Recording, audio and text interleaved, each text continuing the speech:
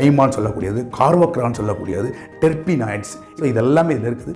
இதெல்லாம் வந்து நெஞ்சில் இருக்க சளியை வந்து வெளியே கொண்டு வரதுக்கு, நுரையீரல் பாதையை கிளியராக சுத்தப்படுத்துறதுக்கு, அப்ஸ்ட்ரக்ஷன் இல்லாமல் சுத்தப்படுத்துறதுக்கு.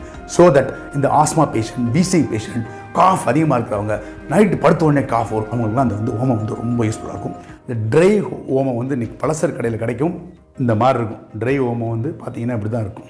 ஹாட் வாட்டர் ஒரு கிளாஸ் எடுத்துட்டு இந்த ஓமத்தில் 1 ஸ்பூன் போட்டு நல்லா கலக்கிட்டு ஒரு 5 to 10 மினிட்ஸ் வச்சுருங்க.